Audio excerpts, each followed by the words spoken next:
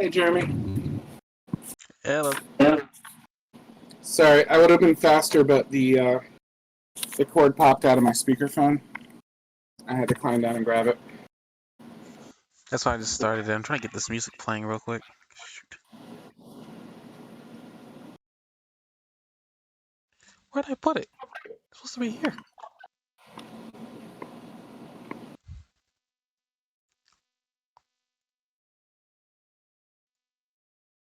Hmm.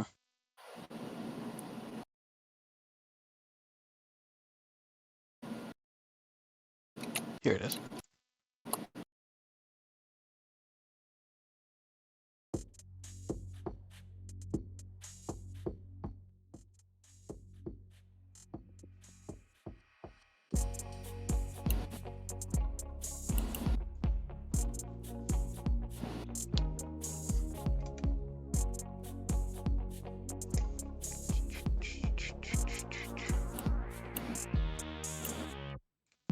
So you did just watch the My Hero episode, right?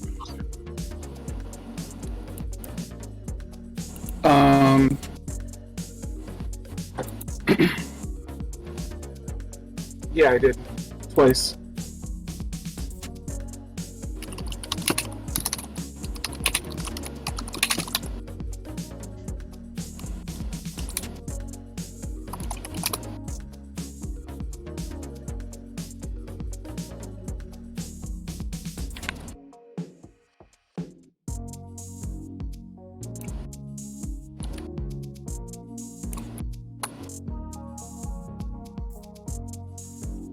Okay, let me.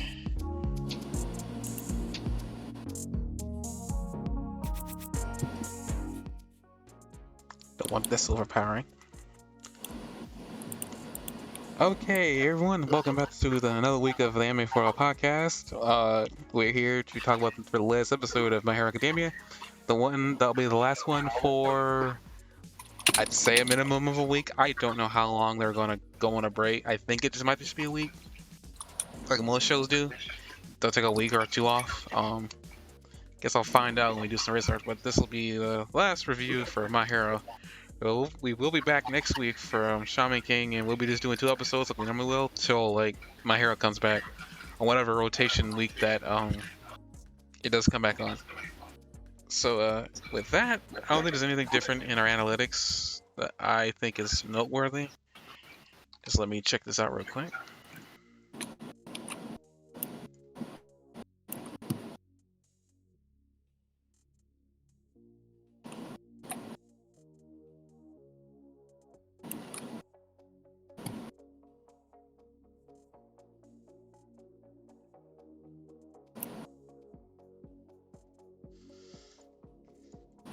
Hope everybody had a good weekend. I think you say you had a good weekend or something like that. I think. I mean, I've asked. Yeah, I had a pretty good weekend. I was super busy. That's good. Busy's always good. Okay, so we had a download with the recent one I uploaded. I've been really bad about uploading these videos, probably uploading these MP3s, these podcasts to the site way before we go live on another one. But okay, well, it looks like we got another download today, which is good. So that changed. Yeah, there's nothing else noteworthy going on. I mean, I'm seeing that we're still getting German viewers. Apparently, we're getting some, well, not viewers, but listeners. We're also getting some Brazilian visitors out there too, which is cool. Cool. Is that Florida? Yeah, that is Florida. We got some Florida. We got some Texan. I think. Oh, look at that! There's somebody in New York City. Well, not New York City, but New York.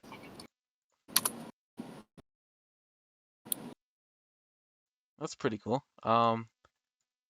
Still got to work out the whole how to communicate with you guys who are listening to us, but I'll work that out later. But I guess with that's about it. We can move on with the episode review, and this one normally during this week we'd be reviewing this along with Shaman King, but I really wanted this one to breathe on its own since it's going to be the last one for at least a week. So I thought it'd be better in my opinion, considering that this is pretty meaty. We can really talk about this for an hour, I think. Um, but so I don't know how you feel about this, but I feel like there's enough information here to start a conversation. So we'll begin with this. The very beginning of the episode. Apparently, we get a few weeks ago in Kyushu. And we actually the episode starts out with Hawks, and Hawks is like having a conversation with Dabi. Um, I stated before that I don't know how to truly feel about Hawks, and I still kind of feel that way. Um, because I don't know. It seems like he's being a double agent for the villains and also for the heroes. Uh, but it seems like he's really still a hero. Like he's still a good guy from the way he acts the entire episode. He gives me the vibe that at least he's not a bad guy, from what I can tell. Um, we also get to see a side of him that's a little bit different later on in episode 2, where he's actually serious about doing this job. So I don't really know how I feel truly about the guy. Uh, what do you have? I guess what's your opinion on him? On Hawks, Yeah. um, I think I think the plot line is intentionally trying to set it up so we don't know enough about him to be sure. I think that's what makes the plot kind of interesting in the first place. I think that he is one of the good guys, and he's playing a very difficult role as the double agent here. But it seems like he does prioritize the good guys much more than the bad guys. When push came to shove, he saved Endeavour.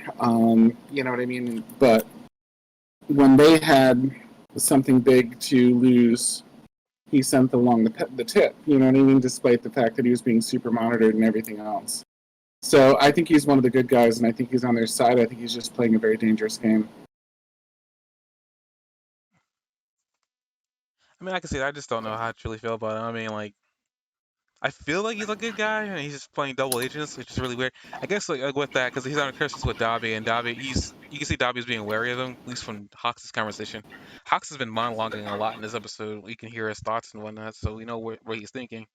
Um, Essentially, we cut to a scene where Hawks is talking with Vestinus, and I don't know whether this is in the past or the future, because I apparently listened to some other people.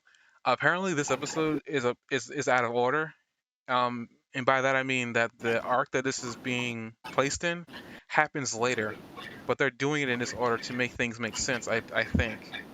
So I don't know what order this was in the actual manga. I would like to go back and check that out, but I probably can't do that without risking spoilers. I could care less, but I mean, so I don't know what order this really falls in. If this happens after the arc that is supposed to happen next, whatever that arc is. Um, So I don't know what order. It seems like what they're setting up is some type of liberation arc. So I guess we're going to see a lot of interesting characters come out of that. Um, I was saying that we see Hawks like still pulling that double agent. I mean, this entire episode, as he says, Jock is saying that he's playing a really dangerous game, but Hawks knows this, and he wouldn't be doing if he didn't know he could, if he didn't believe that he can do it. I guess the interesting thing about like this episode too is he's talking with Best Genus, who we now know he's been okay for quite a bit of time, even though he's missing a lung apparently. So like that, like his confrontation with One for All left him with just one lung. So I mean, he's saying he's gonna go back into being a hero at some point. Um, Soon, it sounds like, right? yeah, I mean, from the base of everything we know, like Hawks is trying to set up another hero to be the catalyst for the next big fight that's gonna happen. I thought the And word choice was weird too. The and way Best Dress was like, "I'm going to expose myself soon." I think he just meant that he's been hidden in the newspaper that we saw that Bakugo had before says he was missing. Like you wouldn't say someone's missing if you didn't know they were if you didn't know where they were or what they were doing. And it also looks like here, if for whatever reason he went into hiding with Hawks, or Hawks put him into a special situation where he can stay hidden. I had no idea. Based on the fact that he has one lung, tells me he probably wasn't up to snuff to be able to fight again. Um, So they showed us Bakugo and his thought process on Best Genius on purpose. Like, I guess for this specific situation, I'm guessing Best Genius is going to come back into the fray this arc or the next arc. Um, for whatever his purpose is, other than being the guinea pig that Hawks had to choose because Dobby didn't like that Hawks chose Endeavor. Um, and all I gotta say is that it's his fault for not thinking that Endeavor couldn't take on a Nomu because he's killed I think 3 during the last incident. I can understand how he thought maybe he wouldn't be able to take down his Nomu, but if this Nomu wasn't fire resistant, I don't know what he was thinking. Um, it just seems so weird that they like he would be that of shock that Endeavor was able to take on a Nomu. Considering he fought few of them. I mean, they were weaker versions, but he could still light them on fire. I bet the only way those things would be dangerous to him now is they were to make him fire resistant, Um, which remains to be seen. But you never know. don't you think you can just make them fire resistant? I was saying that the entire time. The only way they haven't done it yet, which is really weird. You think they would have used like the smart Nomu and made him fire resistant, but they didn't. And Dabi didn't seem okay with the fact that he chose number one hero because of all the buzz that generated because of it. Mm-hmm. So I don't know. Dabi's not dumb, so he probably knows something's going on. And that Hawks was doing all that on purpose. But I guess we'll see about that. We have the intro. Not much for an Iketalk split. I mean, yeah, there's like a group of characters we had never seen before in the intro, but we don't know who they are or what they're there for. They seem evil, but I'm gonna wait to cast my judgment on them until we see them. Uh, we cut away from the intro to we find out that on January 1st, that the hero kids were sent home for only one day to enjoy their New Year's Day, and we see Deku and his mother for the first time in a while. Um, speaking of Why do you think art they brought that scene? choices, Why what do you think they brought that scene into the show? what Why do you think they brought up that moment with him and his wife, his mom, his like that wife? slice of. Wait, he married I the Rock said already? Dang, that was quick. I was trying to say mom and life at the same time, and it just came out wife for some reason. Um, with that little slice of life moment where he's with his mom. What do you think that served in the plot line? Nothing, because I don't think his mother has never served a plot relevance at all. That I Well, think really she does. that was just what it was just a slice of life. There was no real purpose behind it. I think they just showed us that his mother's doing okay because some people are going to be wondering like where is she? What has she been doing? Mhm. I will say it was weird with her art direction because in prior scenes I remember her being chubbier. She seemed skinnier this time. I mean, she wasn't full on skinny like she was before, but she definitely wasn't as like round as she was in her past appearances. I don't know if like she's losing weight because like that's the only thing I could think is that she was just fat prior to this for reasons unknown. And and honestly, I mean, if you want to give her a purpose, it's probably just I mean her little speech saying that she felt she had to protect Deku all those years when Deku wanted to be like All Might. She felt like she had to protect him. That's probably just giving some closure to what she did in the past because some people some people didn't like that some people didn't like even Deku kind of resented her a little bit. I forgot what he said earlier on, but it was like he wanted his mother to tell him that he could be a hero, but in reality she just told him the plain truth. And he kind of resented her for that because he was such a young kid and he just wanted to hear what he wanted to hear. Now, granted, we haven't heard of what Deku thinks of that now, um, but in reality, his mother was doing the best she could because she didn't want to hurt her son, which is real. Most parents want to protect their children because they don't want you don't want to see them hurt or whatever.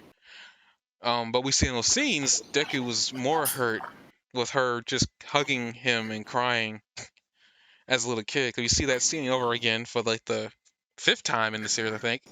where she's hugging him on the computer chair. He's pointing at the computer with a video of All Might. I legitimately don't think it really has any real purpose. I think it was just a slice of life. They're just showing us where she was, because like they completely cut her out after they moved all the children into the dorms. I think there was some value to this. I don't think it was necessarily a plot advancement, but the fact there's a big transition here in how the mother feels about Deku. Like she went from like, you know, you're gonna get killed, and like I'm so worried about you, and this is awful, and I've got to protect you, and here I made your costume for you, and you got to wear this, and blah blah blah, and like kind of like this silver spoon in his mouth kind of approach to like admiring him and like having confidence in him and like thinking very highly of him and considering this success for him. And like even at the end when she sees him leaving, she's like, she says it's kind of a relief, like, you know, seeing your face, I feel relieved somehow. It makes me feel like this is like a sort of a turning point in his plot development, that they're kind of like not necessarily happening here, but they're kind of benchmarking it and saying like, you know, something big has changed. Like the mother has gone from worrying about him all the time to being proud of him, and I you don't know what I think mean, and I don't think she's cheering gone for him. from worrying about him. Yeah, she's proud of him definitely, but I'm She's gone certain to a she's place still of worrying about support. him. She's gone to a place of support and pride and admiration. Of course, she's going to be worried about him because he's in you know, puts himself in a lot of dangerous situations and he's taken some big hits. But like at the same time, like she's gone to a supportive place instead of like a worrying, like sort of wishing he wouldn't do this kind of place. Like now she's like, you're pursuing your dreams and you're on life's big adventure, and I'm proud of you. You know. Yeah, I get that. I guess for me, they didn't do much for me because I remember that episode where you said that you didn't approve of how she was treating Midoriya back when they were transitioning from living with their parents to living on the dormitory. I remember we had differences in ideal there. I mean, I guess in that situation, you probably gained more from that scene than I would because I didn't feel the way you did. But I forgot what was said, and it wasn't an argument. It was just more we had the way we viewed how she was acting was vastly different. I honestly, the way she treated him back then, yeah, it wasn't the best parenting, but it was something to be expected because as she said here, she spent most of her time worrying about him, and this was reflected back when he was like 5 years old, when he didn't have a quirk, and he was so desperate to be a superhero. In reality, he could never let that ideal go. He was that desperate. That's why I kind of always believe that like the way Deku's acting now, a lot of people probably say it's completely opposite Deku the way he acts. I don't think so. I feel like a lot of what he's doing right now is true to his personality. It's just that he never had the ability to um act on those first his like first responses. Granted, he did have that first burst of running and going against his own will, his own mind. Basically, why is he running towards a danger? But I mean, I like a, I think it was part of his personality. Now, yeah, she's gone from worrying, but I still think she's still worrying about him.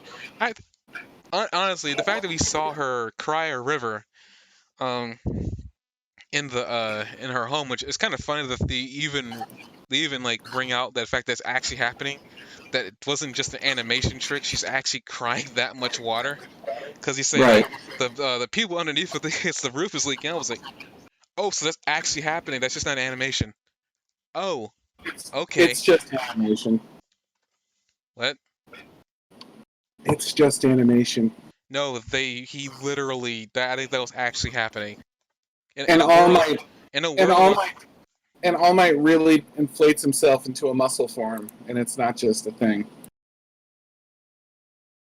he Make up your already mind. he already brought up that he's flexing. He like in his past he always looked like that. He just doesn't look like that now because he took a gut punch. Well, a part of his stomach is missing. He like this was all stated by him a long time ago. I don't understand why you don't believe that, but I mean I've moved on from that because like that like he's already explained Like that was that his in present time he took a huge hit, so he has to flex bring it in your stomach. That was him just bringing his stomach in. He just like it was an exaggerated muscle form the way he used to look. Cause that's the way he used to look. He did not look emancipated. That was not his normal look. That whole skeleton look was not is not his normal look. That's his default look now, but before a long time ago that was not the way he looked. Yeah, and when he jumps back into that mode, he's really jumping back into that mode, just like she's really crying a gigantic ass river. I mean, I don't call that a mode. I just say like at least for him, it's just like the way he used to look. He's bringing his stomach in. Cause I remember like I think it's the episode where he fought All for One. He was like he said I haven't put my back into it, and you weren't convinced that he was really putting his back into it. I kept looking at that scene over and over again. I think he really was putting his back into it. He wasn't seriously trying to punch All for One. He was just trying to trick him, which is something that All for One has brought up that All Might's never done. This is trick punch him, but He had a limited amount of power, and he consolidated it into his back and like his arm. He like filtered more of his power into the focus area when he did that punch. But moving on from that, at least the mother and son scene. I just thought it was a cool moment. I just want to drive that home. Like I think that's a cool moment that like regardless of what happened, like when this all started out, she was really worried for him, and you know, justifiably so maybe, but like she can't deny the progress that he's made. You know what I mean? And I think that's big to have this character that knows him more deeply than anybody in the series except for Bakugo, because she and Bakugo are the two that go way back with him. And she's like she's not grudgingly, but she's just acknowledging it and saying like, you've come a long way, you know, in her way of saying it, you know. I get it, and I know we had this conversation before, so I don't want to get into that conversation again. But it's like, yeah, I understand all that, but I feel like she had the right, to be as worried, and as controlling over him because I mean, she is his mother. All Might really had no real say in it. And All Might realized that like too late in the process. I'm actually quite surprised he even brought that up. But I mean, even though Deku still has to hide the fact that he didn't have a quirk before and now he has one. It's not just that though. She like when she's reflecting on his life, she's like, I've been trying to like ever since you were a little kid, you were saying I would take bruises with being a hero, and I would bruise but save other people, and like you were worshiping All Might, and I was like always so worried about you, and you know, and just having that reflection of how she felt about it when he was a kid, and how she was like, I tried to protect him and everything else, and I don't know, it's just a cool like reflection that she's just like, ever since you were little, you copied All Might. She says, saying you'd save people while getting bruises, even though you weren't that strong. That's why I've thought I have to protect Izuku. I thought that for a long time, but it's like seeing your face now, I feel relieved somehow. In other words, she doesn't have to protect him. No, I got all that. I mean, I know everything. I know like this is a good From the improvement. role of protector to like the role of like supporter and cheerleader. I think that's fantastic. I think that's a really cool like way to benchmark how much progress he's made. When your mom is like, "Wow, I don't have to protect you anymore," like that's almost like saying that you've become a man. You know, like you can take care of yourself right now. That's fantastic. Encouragement. You know what I mean? Yeah, I got all that, but I feel like she was always cheering him on in the back. I mean, whatever. Gonna move on. Restart. I get what you mean. The scene definitely had some weight. I guess it just didn't affect me as much as it did you. Okay. It's just a turning point moment that I think is really cool. No, I get it, but I don't think it hit me as hard as it did you. I mean, all that does make sense. Definitely like, I mean, think about it. And then the next line is, "Then the new year began." Like this all happened like as the new year rolled in. You know, like that's like a big deal. Like a new year is beginning. Like he's going off to have like a new beginning with Endeavour. Like he's leaving like a phase of his life behind, And as he does so, like, you know, visiting home for the holidays for a little bit and getting to see mom, she acknowledges that she doesn't have to protect him anymore. I think that's a big deal. Like, that's a really cool, like, feather in his cap that he's made it to that point, you know? It's like when you're playing a video game and you unlock an achievement. Unlocking the achievement doesn't do anything for your progress in the video game, but it's still a milestone that acknowledges that something big was happening, you know? No, I get all that. I get all that. It's not that I don't agree with you. By the way, I was looking at Silver Spoon before we move on, and I was like, I don't think that was the right term to be used for that. He was a little coddled. He was a little, maybe sheltered. Yeah, I was trying to look up Silver Spoon to see if they had multiple meanings, but I was like, isn't Silver Spoon mean privileged? Deku wasn't exactly privileged. I mean, he was privileged in the sense that he had a home and he had food to eat, but in this world, I feel like privilege is more of having an ability, and he wasn't. I just meant, I guess Silver Spoon might not be as relevant as saying that he was a little more sheltered perhaps than he needed to be, a little more coddled than he needed to be. But then again, he was like, what, 10? You know, 10, 12, 14? Like, I guess it's okay that he was sheltered by his parents. Yeah, I agree with that. What was the next thing? Oh, that's right. We go back to here. We go from there and we go back to Hawks as he's landing in a building that we've never seen before. See if I can't get a better. I still feel like his mother got skinnier. I don't know why, but it might have something to do with maybe the not worrying thing, because she Oh definitely gained a my lot. god! Get off the weight loss. Oh, so there was weight loss. Okay, just want to make sure. No, it's just like, why the Jenny Craig program, like, focus here? Like, out of all the stuff we could talk about, you're like, she looks skinnier. I'm just saying I'm sorry, it kind of bothered me that she was tall before, and then usually you don't see shrinking of anime character height unless they are like old 65. And I don't think she's in her 60s. I think she might be in her 40s. The fact that she shrank that much was kind of disturbing for me. But what was it? Oh, here it is. Like this building. I don't think we've ever seen this building before, and don't know what this building is for. The one that Hawks is landing in after all that family How long time do that you Deku think was it takes having. Hawks? How long do you think it takes Hawks to grow back all his feathers? Obviously not long. He never got a time limit. It's just interesting that he's fully fletched out now. I mean, it's been a couple of months. Yeah. If it was summer when the fight originally happened with Endeavour and that Nomu, then definitely 6 months have had to pass at minimum. I'd say Yeah. 4 months at minimum would have had to have passed. 6 at the most would have had to have passed. So I'm pretty sure. I'd say 2 to 3 months. I'm pretty sure. I mean, we're crying out loud. Like the entirety of this episode, Hawks' feathers are coming out. I don't know if that was on purpose or that's just some animation trick they're doing with his wings, but he had been losing feathers the entire episode, except when he was flying. But I don't know what this building is like. What this building is or who it belongs to. Oh, I thought maybe they told. Never mind. We see here him landing in front of Slide and Go, who now I'm curious about because before he seemed like he was just a side character, an extra that we weren't going to see anymore. But here he is. Also, we get introduced to another character we don't know whose name is or what he even looks like. I don't know what's going on here. It seems like this might be the hero side. I don't know because that guy looks extremely shady to be a hero. Or even like a person giving money to the heroes. I thought he was Dobby, but if it was Dobby, they would have shown what his face looked like.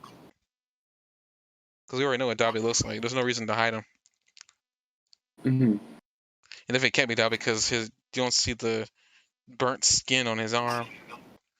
Whoever this guy on the laptop is holds some importance. It You know, wasn't I was Dobby. bugged. Don't we get to see the eyes with like the stitches on them? Yeah, I mean, I was saying like normally if it was Dobby, they would have shown us what he looked like because there's no reason to hide him, but they're hiding this guy's face. Yeah. On purpose.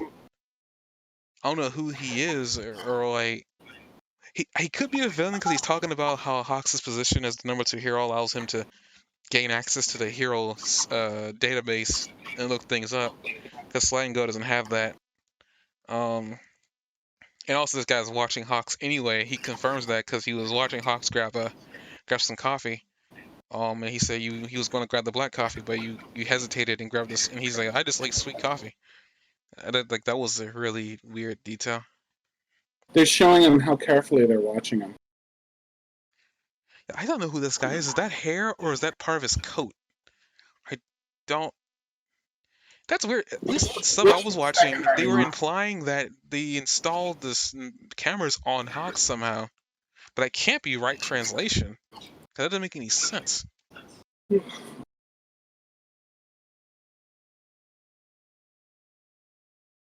Countless macro devices installed in Hawks. That doesn't. Well, I guess maybe they're talking about his goggles and his ear and his headphones. Maybe there's some stuff in there. Well, they have the satellite watching him. Yeah, but I don't think the satellite will be enough to track a man that fast. But who knows? Satellite. It barely has to move to track him. They're talking about like how Slide and Go is. I feel like this image here like was so close that we can see who the heck this guy is, but we can't. He's got like elf-like shoes, and he has the long bony fingers, and I think he's someone we haven't seen yet. Well, obviously, hasn't someone we haven't seen because if we've already seen this person, they would have shown us. They would have shown us already.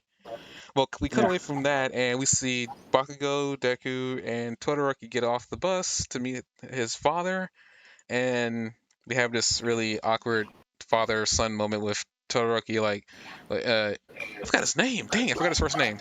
Endeavour is like, welcome to working with Endeavour is just not how I feel right now. And I was like, okay. Yeah, did he say that part out loud or not? I think he said that in his mind because the switch into the fade I think he said that in his mind. Granted, with the way Deku's looking, you'd think he said it out loud. I don't know. I'm gonna go on the assumption that he didn't say that out loud. That he has more manners than that, but I have no idea. Oh yeah, he's a very polite and kind man. Shut it, Jock. Shut it, Jock. I know this entire arc is gonna be you just poking fun at Endeavour. No, It's all this is gonna be. No, I'm prepared for it. I'm prepared for it. But let's just slather on the assuming of good faith here. I'm ready for it. Essentially, they had the conversation like Bakugo saying that he looks cringy, and then he's like, "I told you to make better friends than this boy." Like, just like really. You're gonna put on the good father face here, right? And then Deku's like saying, "I look forward to working with you." Endeavor flashes back to when he first talked to Deku all those seasons ago. Deku mentions the fact that he still intimidates him, but I guess he's looking forward to working with him. I actually forgot about this moment because I thought he never talked to Deku before, but I forgot that he did actually speak to him, threaten him earlier on. But we flash back to apparently Deku telling All Might about the opportunity to work with Endeavor, and All Might's all for it, saying that you can learn a lot from him, and so is Bakugo, saying that Bakugo can learn from the way Endeavor is right now. Mm-hmm. But I don't care what anybody says. Endeavor has changed.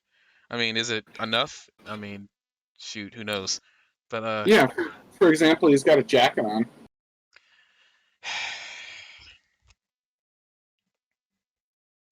Not gonna let it bother me. Not gonna let it bother me. But like he first got the AOK from like All Might, and even Deku was asking about his training for One for All. But he said as long as you keep that as long as no other power manifests right now, and you keep that image of a lock in your mind going, you should be fine to use Black Whip. Which I don't know how many weeks have passed since he trained to use it.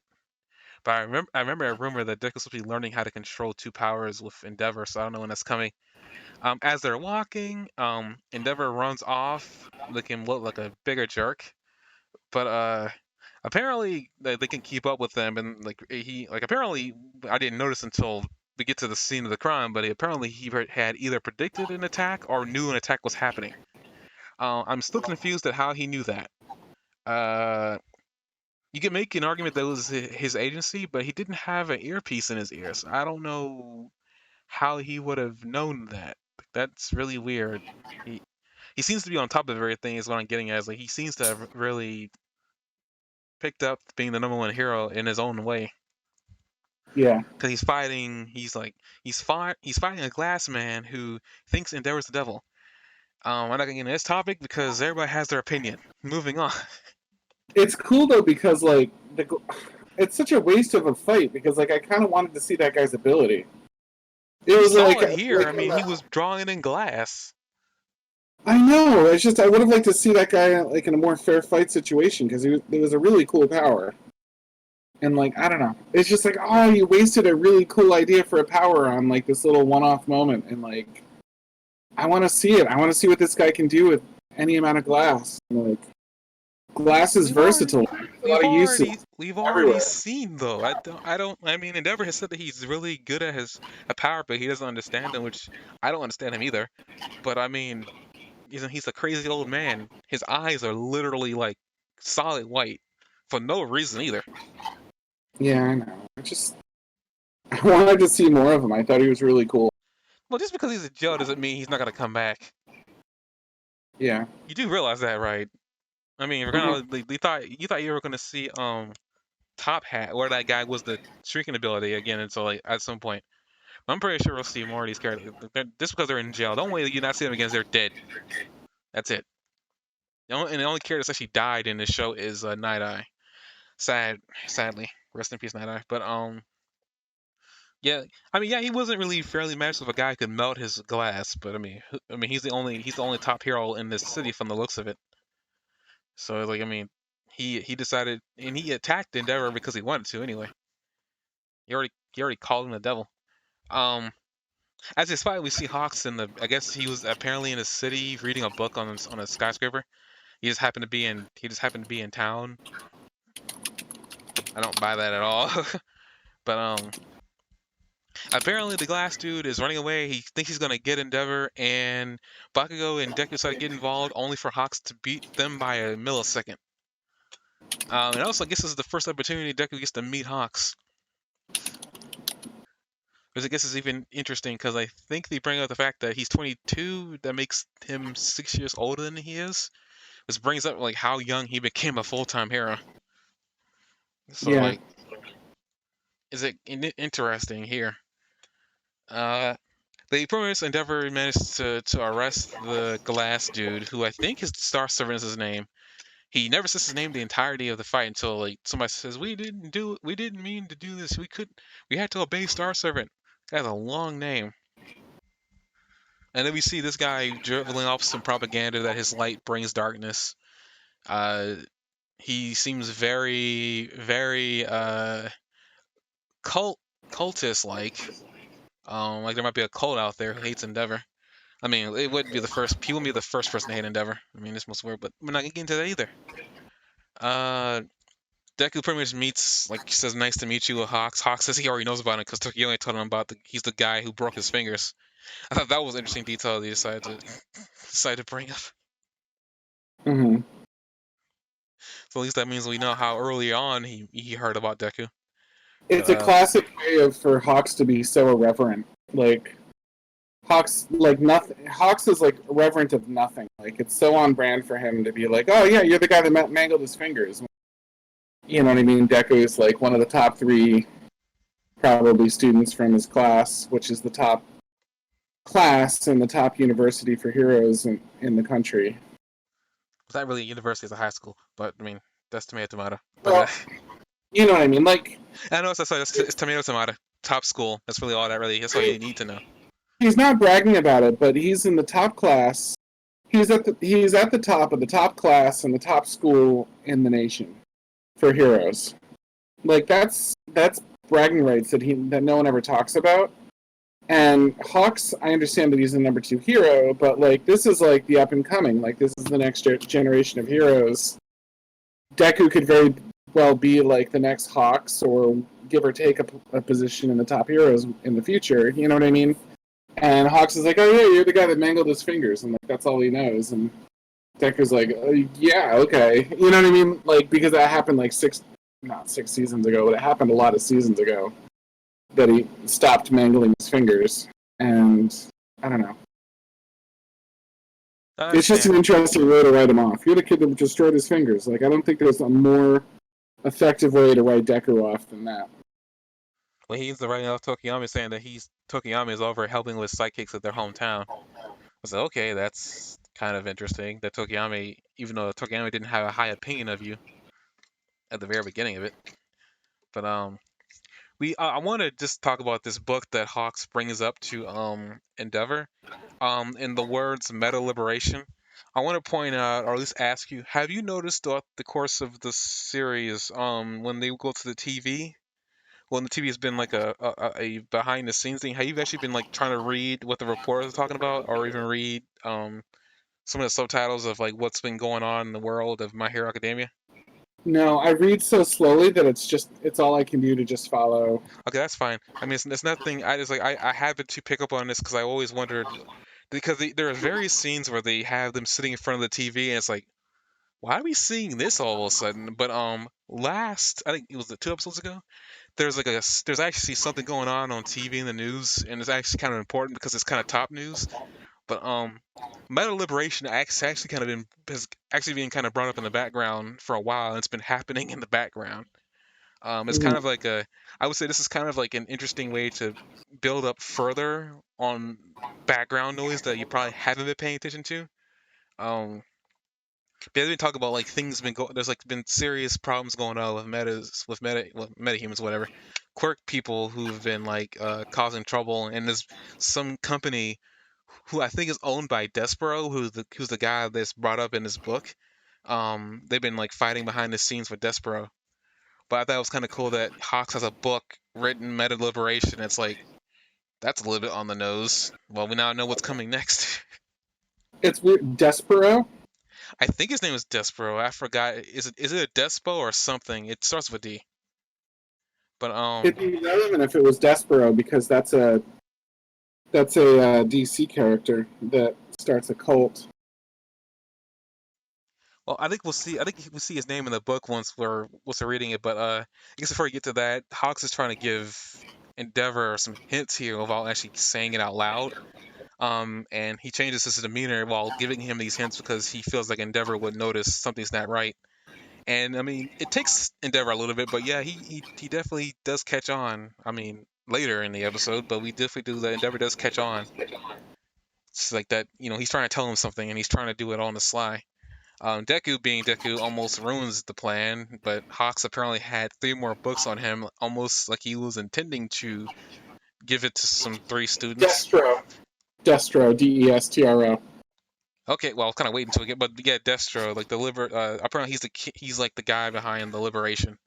We don't know what he looks like other than that little silhouette that they showed us of him. But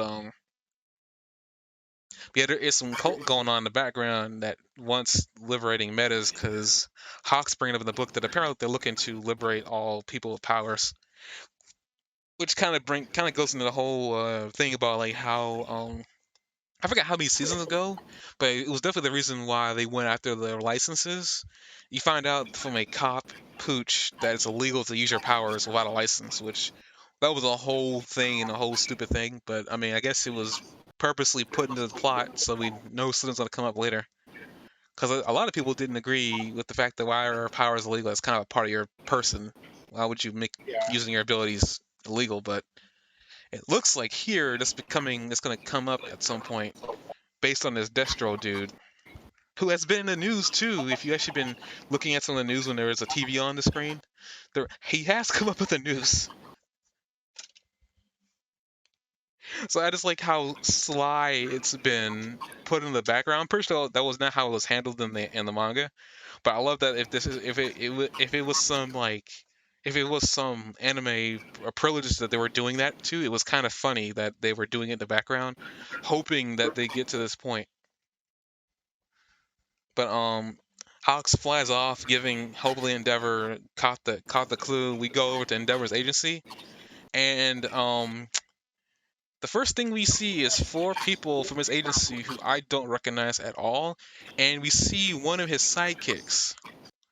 Her name is Burnin. I had to look her up just to see what an official artwork of her looked like. Um, He's got 30 sidekicks. yeah, I saw that too, but I was hoping not to bring that up. But yeah, she is one of 30 sidekicks that Endeavor has. Um, I guess I shouldn't be shocked that he had a fire sidekick, but I guess at the same time I was kind of like a little bit shocked that he had like a sidekick that was a fire sidekick. But I mean, I guess it makes sense. It's kind of a little bit on the nose, but I mean it makes sense. I Burning mean, kind of fire is such a boring and normal superpower. Of course, he's going to have one. gonna ignore that. She pretty much has her little like I guess not bargain, but like conversation with Bakugo saying that he's gonna have to work his hardest to outshine them. Um, Apparently Bakugo and Todoroki had not done one work study, which I thought that was weird, but I guess they couldn't because they didn't have their licenses. Yeah. So they bring that up as an important part of the plot. Uh, Apparently Endeavour Agency has so many requests for hero work that 100 comes in a day, which is like, well, that's a lot of work. I guess it explains why Endeavour needs an agency to work. But I think this is something that was brought up even before it became number one. I guess it just kind of got crazier as it became number one. But Hmm. go on from that little like we go in the background with Endeavour in his chair in his office. He's thinking about everything that pretty much Hawk said to him, and he brought the fact that anytime he's ever talked to him, it seemed like to him that he was joking, which made him take whatever was going on seriously. And he pieces together the code words from the highlighted pages that the liberation is coming in 4 months. That was kind of interesting. I'm actually kind of curious if we're going to end the season on the liberation happening. Because 4 months is a long time, and 4 months would put us. It's June right now, so July, August, September, October. October is when season 2 of Demon Slayer is coming out. Can't wait to watch that. November, if we're talking about real in life months. So I don't know, considering how late when My Hero even started. They could pull the whole we're going to be leading up to Liberation, like this being the last season for this last arc for the season, and they were going to season 6 with the Liberation. I'm guessing, because accidentally found out apparently there's another Liberation arc following the Liberation arc. So like I don't know if they would attempt to do that here. Like they're coming in waves. Yeah, like something is happening. Like things are gonna get crazy from here on out. But I don't know because he said 4 months, and usually when My Hero gives us a timetable, they actually mean literally. So I don't know. And based on since it's like the beginning of the year for them, like this would be happening in April, so they could attempt to end everything in October this year or November, and they come back April next year. They could do that, but it kind of makes you wonder how long is the Endeavor arc, because I heard that this arc is actually out of order. Uh, so I don't know how long the arc is. If they believe that they're correcting order of events, making things easier to understand, but I don't know. Like, I don't know how out of order it is, and we probably won't know until it gets to the arc that we're supposed to be on. Um, they find out the liberation is coming, and I think they give a number of how many people it's going to be. I haven't noticed that yet. I'm watching the scene right now. Yeah, I'm trying to see. I thought they gave a number, but I could be wrong. I'm watching it. Nope, they don't give a number. So whoever this mass group of people, it's enough to cause Endeavor to be nervous. They number over 100,000. What was that? It's around 2130-ish. Liberation Army, the number. Okay, over 100,000. That's a large group of people, considering that 85% of the world has powers. Ugh. It's actually kind of scary when you think about it like that much uncontained power, which actually, I just thought about this with that concept in mind. One for All has been waiting for something to happen so he can get out. This might be what he's been waiting for. Which One for makes All is pretty confident that. I mean, All for One is pretty confident that he's getting out. but he doesn't seem the type of guy that would stage a coup just to get out because they got him in there and they could probably easily restrain him. Yeah, he could probably break free from restraints, but it feels like to me he's waiting for some moment to break out. Like he's waiting for something to happen where nobody is looking at him. I That's mean, the at the end of that's the the feeling day, I got from him. he has his power, and All Might does not. And Deku's not up for fighting him yet. So he kind of won that little exchange with All Might, despite if he got captured and really can get out, then he kind of won that exchange. It was a tough lot. It was a tough win in a narrow margin, but if he ends this by getting out, and All Might has been forced into retirement from that fight, then he kind of won it. I guess I also want to bring this up too. I've been like Especially because like everybody saw All Might end that fight and come out victorious, but also definitively demonstrate that he wasn't going to be strong enough anymore, which has started things like the Liberation Army and stuff like that. And Far-Seeing, All for One, knows that things like this are happening now, that like degenerated justice in the world and the crime rates are going up. No, they don't have their invincible protector anymore. yeah, but I still feel like he's waiting for something to happen so he can because I feel like to me, if he had his powers and he was able to get out, he would have done it a long time ago. I feel like he's waiting for something.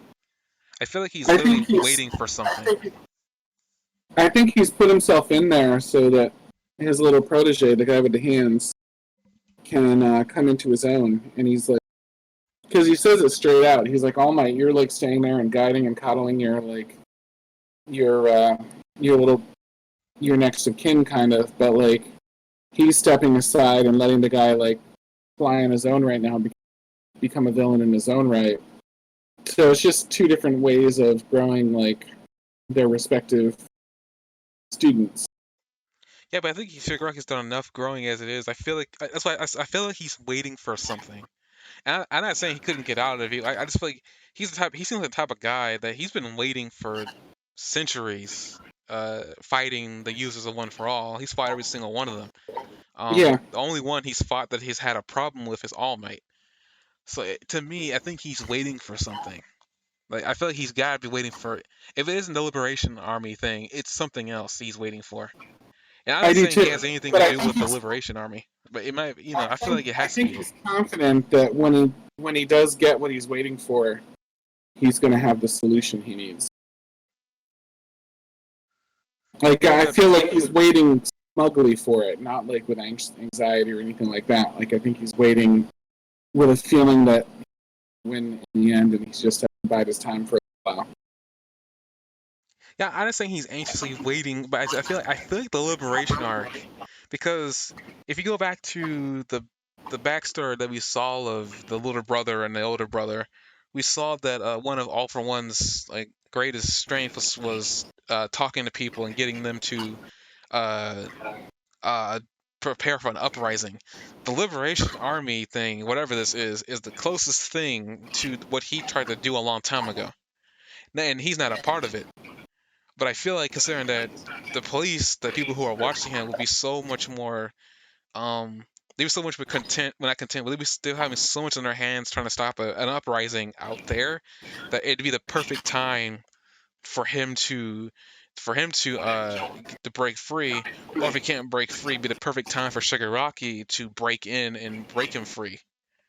But there's been a rumor, and I've been wondering for the longest time because apparently there's been a lot of hyping up of something that people call My Villain Academia, apparently some line was thrown out that this is what they were referring to. So I think something's gonna happen here with Shigaraki and the gang because we haven't seen them in a while actually.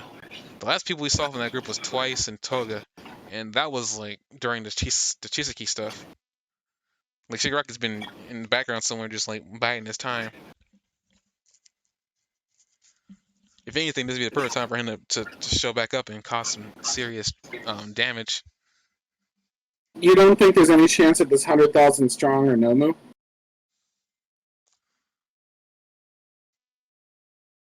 No, I don't think Because so. that Because could explain what they've been doing. no, because the way Destro, at least the way you talk about Destro, and he's been, there are people out there who don't like the way society is right now. With all I'm getting from everything that's been happening and what I've been piecing together in the background. Uh, there's been a lot of people who don't like the way society is, and I feel like if anything, this Destro dude is the perfect guy to bring up a mass amount of people. They don't have to be strong, but there's got to be enough of them that it could cause the police an issue. Like in real life, when a riot starts, police can get overwhelmed.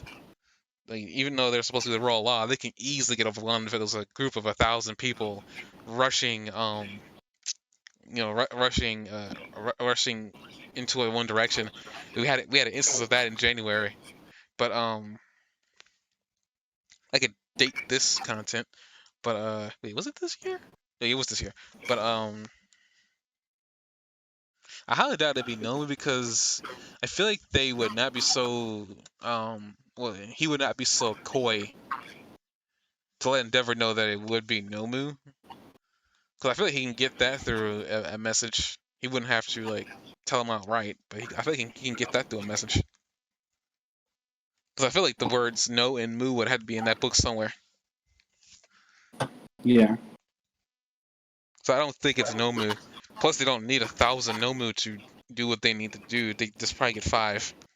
Well, a Nomu is not like a measurement of power. Like the Nomus we've seen are like some of them are super flimsy and some of them are unbelievably powerful. We've had a Nomu go one Yeah, on but one. they've been all experimental.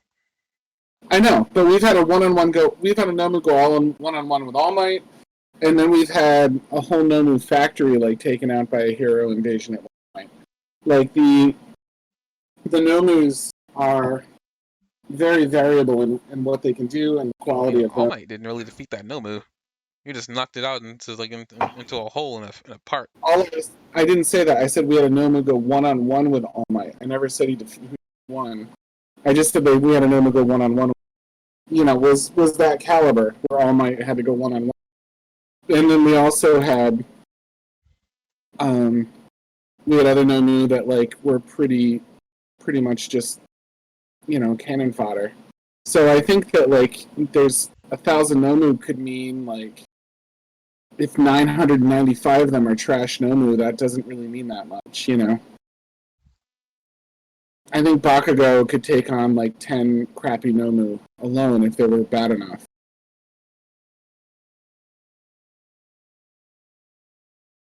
I don't know if they give them regeneration, which it seems like a lot of these Nomus seem to have. Some of them had it for sure, but they were like the point of a Nomu is it's like someone that's been flooded with tons of powers that were taken from somebody else, and it has more powers than it can comprehend, and it kind of loses its mind, and then they kind of control this like mindless thing that's overloaded with powers. So those powers, like they don't say, "All right, get me 1,000 regeneration power to steal and hand on." Like if they get a regeneration power, they can give it to one. If they don't, they can't. So not everybody's going to get a regeneration power. It's just not the way it works. And you don't know that. I mean, like we've had like 2 Nomu that had regeneration. Yeah, we've had 2 Nomu, but we've also had like 100 Nomu. I mean, who's to say? Wait, 'cause I thought the ones that I thought the small fry that Endeavor fried, some of them had regeneration. I'm pretty sure those small fry were all black too. And they make a point to say the black Nomu are supposed to be the ones with regeneration. Okay. I don't think they all have regeneration. I feel very comfortable saying they don't have universally have regeneration powers. Well, I know the I black think ones do. I mean, they make a point to say that the black ones do. okay. I mean, if the black ones do, that's fine. I think that they all have some sort of defensive something, like something that makes them durable or hard to kill one way or the other. But I don't think it's all specifically. And there might be with the black ones, but I don't think every single Nomu has regeneration. And right now, I mean, I don't think it could be any no moves because I mean, unless they have more hidden somewhere that were failed experiments like that. I forgot the Oh yeah, name of they that do. one. They said they referenced that was just one of their factories in that arc. I don't remember it well enough now to tell you exactly how it went down, but they referenced that it was a setback, but it wasn't their only factory. Well, I like thought they would waste their no moves on a liberation because all that would do is just cause more chaos. And I don't know. I don't think they want that much chaos when they want to get if the Shigaraki is trying to get his boss or father figure back. Yeah. He isn't gonna like I risk all this damage and chaos if he's changed and grown. When Shigaraki does make a move, there will be no moves. you know, I don't know. So if this isn't Shigaraki, there won't be no moves. But when he does make a move, I think there's going to be no moves.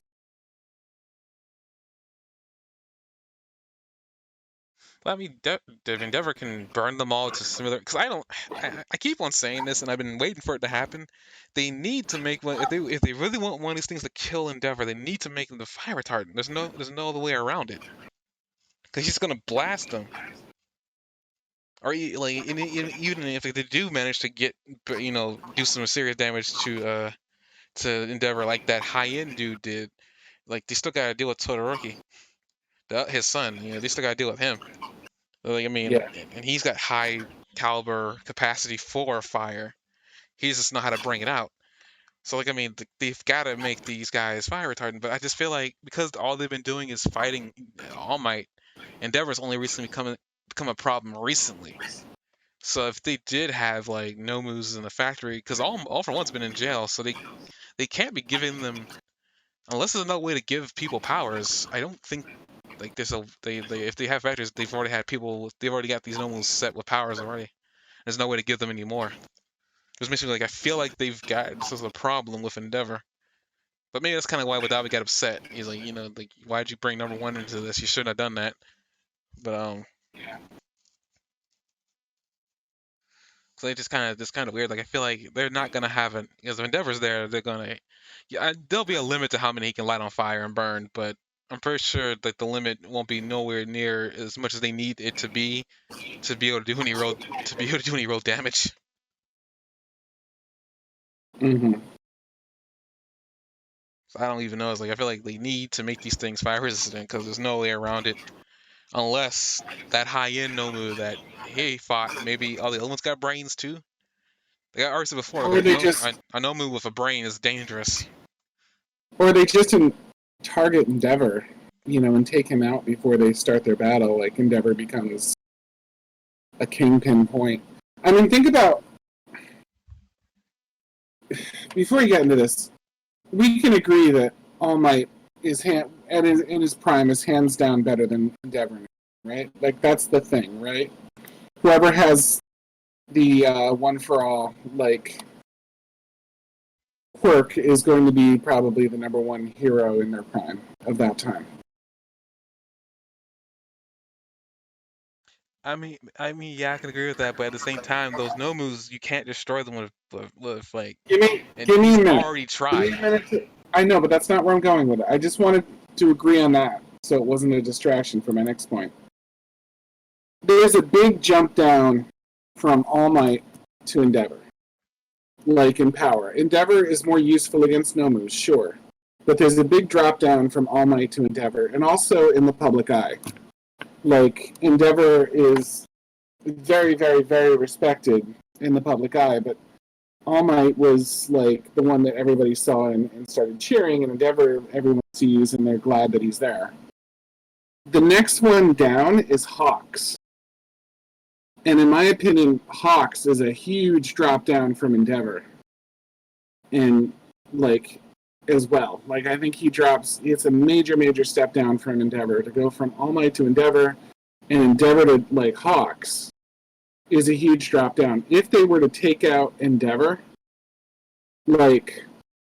enemies wouldn't even be that worried about hero. The heroes would lose their effective spokesperson. There's nobody that compares to Endeavor after All Might is down. So it would just be a huge, huge shot in the gut for them. Like they wouldn't I don't think the heroes have someone that can replace him as like their main person after that. Best Genius is injured, like, and he's not really going to be like able to replace Endeavor or All Might. Hawks is not enough to replace Endeavor or All Might, in my opinion. He's cool and everything, but he's not like the role model, like the symbol of peace that they need. I mean, who would do it? You know? I like to point out while you're doing this, that bug zapper has been going off. Like That what? every other that bug zapper has been going off. Every other syllable, there's been a bug flying in it. Yeah, it's a good bug zapper. Not that it's a problem. I just want to point out that anybody's like wondering what that noise was when he was talking. That was a bug zapper. Every other consonant, apparently, a bug decided to go straight into the light. But continue. That was what I had to say. I just think that like that's it. Like it's a huge drop down in power. Like if they like, there's a lot of good reasons other than just that Endeavor is specifically effective at killing Nomus. There's a lot of reasons to take out Endeavor before they move on the rest of the heroes. I still feel like the main like I'm not like Endeavor's powerful. I'm not gonna lie about that. But it's like I feel like if you give him the right villain to fight him, I mean even Dobby Bright could overwhelm him. But if Dobby is his son, but we won't be getting to that until much later. But like because like Toga could probably if she could get near him. But I don't Endeavor probably doesn't know what she can do. But he'd probably be wary of that psycho chick. Um, only twice would be a problem for him. Shigaraki would be a problem because he's crazy, and like one touch of his hand could just decay your face. Um, that Mm-hmm. reptilian dude's in jail, so that's nothing really worry about him. They killed It's the just magnet dude. the pro heroes community right now is just very, very tenuous. They need someone that looks like it's the top hero, that looks like a top hero and acts like a top hero, and they just I don't don't. have that in place right now. I really don't know if I agree with that because then All Might's created a problem. Like, they don't need another. They don't need someone else to take his spot only for them to retire in the future because they are going to retire. I mean, whether it's by force or old age, they're going to retire, and then you got a problem. Like that's why I But say, right as now, much when as he I admire retired, All Might, he has created a problem in this hero society. They all depended on him. That was no mistake. All the heroes didn't need to do anything. They had All Might. And I think they even bring it up. They didn't have to do anything. That's why heroes like Mountain Lady showed up. They didn't have to worry about anything because All Might was there, and like, they didn't have to worry about it. All Might was the end all be all. Any villain that did anything would have to fear All Might. The moment All Might left, as you said, everything went downhill. And Endeavor's right now the only person trying to keep whatever like cracked pillars that are still up. And once he's gone, like you said, that Hawks could probably keep a pillar up, but he'll only be good against speed types. He's not really good against like power types. no one's going to be afraid of Hawks in the way that they would be afraid of Endeavor or All Might as a villain. I think he could scare some people. I mean, not like the He's tough intimidating, but dudes. he's not going to like. I mean, with All Might, they were just like, oh my god, like they've got the trump card. They've got the guy that's better than all of us. All Might can take on any one of our heroes, no problem, probably two or three. And then the same with Endeavor. They're like, wow, Endeavor, like he's so powerful, like they've got a lock. No matter how powerful our guy is, they've got someone that's more powerful than him. With Hawks, they're like, oh yeah, he's good. You know what I mean? We got to be careful about that guy, but he's a bird. Like he's a really powerful bird man, and like I think we can ultimately take him down if we get a really good coordinated plan together. I don't know with a speed like that, because Hawks commented that speed of the high end, he was faster than he was. I don't. The only Yeah. way they could overpower him is they were to make a no move faster. Which I mean, not saying it's impossible, but I'm just saying that right now, all the no moves that I've seen, none of them have been really quick. They've been really But strong for sure. once you've Not taken quick. down once you've taken down Superman and Wonder Woman, like the Flash is going to go down sooner or later. It's just the way it But if is. you run at something fast enough, all the momentum built up from that will become a super punch.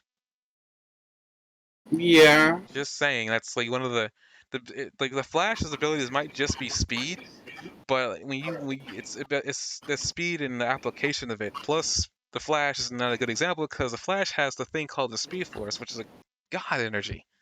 So like, Right, it's pretty good. I just meant like in a different universe comparison, like you're gonna be afraid of Superman. And you're gonna have really strong respect for Wonder Woman, even though she's clearly not as strong as Superman in any of the comic book universes that they're both in. And the Flash is clearly not as strong as those two. And he also doesn't really have that scary personality that Wonder Woman's capable of having, and Superman definitely has when he's up against an enemy, you know, where they're just like, oh fuck, I'm screwed if I go up well, against Superman. Flash And isn't meant to be a scary guy. He's meant to be more like a funny dude. He's supposed to get people mad at him. I mean, honestly, I feel like I think even the Justice League, he destroyed the Lex Luthor Brainiac combo when he shouldn't have been able to. yeah, he did. And every time the Flash does something like that, it sort of feels like a miracle because you don't expect him to be that good at what he does. Just like, oh, okay, you know. I understand. Don't count Hawks out. I understand he's already I'm not commented the fact saying that he's that. I'm not good saying at that, like, power types, but I just saying. I mean, I will agree that he's not gonna. I feel like he'll be able to keep up a pillar. Probably barely, but I feel like he'll be able to keep up a pillar. At least Endeavor is trying to keep up whatever All Might left behind. I mean, like it isn't 100% what he left behind, but I mean, he's trying his very best. mhm. I feel like Hawks could probably keep up a pillar, even a half pillar, but it wouldn't be nowhere what Endeavor did. I'm just saying that I feel like to me is like if they're really trying to take down Endeavor, I mean, I still don't know if a group of people could take him down. Like, I mean, Endeavor does not know when to give up. And that's one positive thing about that man. He does not know when to give up. To his detriment, he will keep fighting until his leg's been cut off, and probably then he probably won't give up. But I guess what I was basically I was saying, I guess I was saying before we end this off here. My biggest thing was like you said we need somebody else to take All Might's spot. I really don't think we need somebody taking All Might's spot. All Might has created a problem. As much as like no one wants to talk about it. In the very world of My Hero, we look at everybody objectively. And we look at All Might objectively. All Might has created a problem. He and it may not, and it was all the problem isn't really his fault because he was just good natured and he wanted to do it, and nobody else other than Endeavor was trying to compete with him or get to his level. Uh, so like I mean, yeah, it's kind of the other heroes' fault that if they felt easy enough to be able just to hang about, do absolutely nothing, But he created a problem and it's kind of fractured everything. We don't need another person being the center, keeping everything up, because like they're all human. It takes something to kill you. You're not immortal unless you have that ability to make yourself immortal. But I mean, the only person that we have seen that is like One for All, but All for One. But like we don't need another. As much as cool as it would be for Deckard to take that spot, I really don't think we need another one because it's just I feel like he's created a problem and then we need to address it.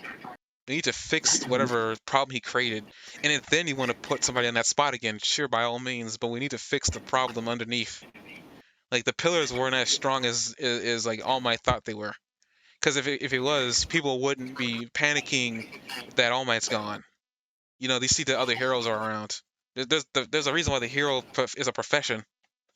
The other heroes need to be pulling their weight, but they weren't because All Might was there.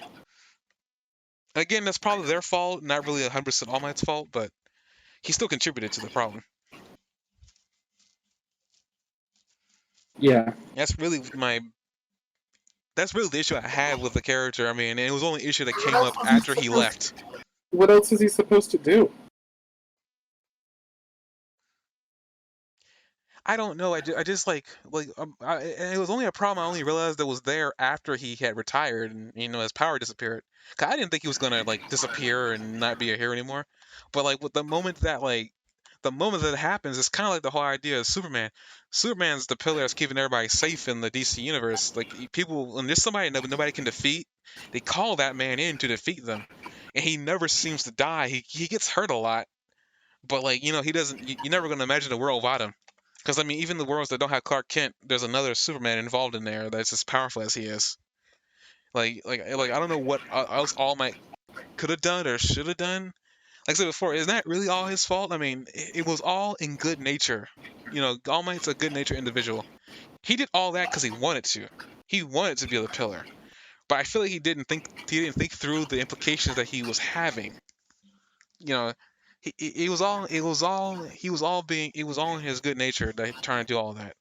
But like, I guess he didn't. I feel like he didn't think it all through. That he like, what happens if I leave or retire? What happens then? If everybody depends on me, what's the point of the other heroes being around? You know, what's the point of having this profession if all you need is this one dude? Right. And essentially, all you needed was All Might. That's all you needed. Like when he was around, like that was ridiculous.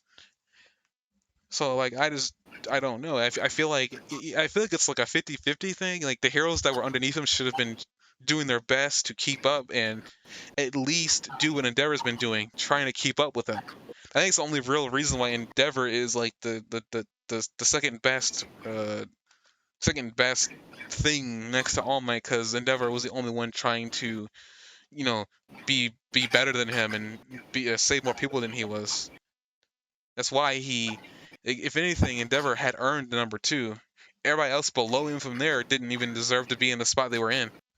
Because when I can tell, like when they introduced Mount Lady, she was just in it for show business. She just wanted the money from the fame and stuff like that. She wasn't trying to be a hero. That changed as soon as All Might had left. A lot of these heroes had their own ideas for what they wanted to do, but they didn't have to really worry about the saving people aspect. Even that's what they've been Yeah, trying to do.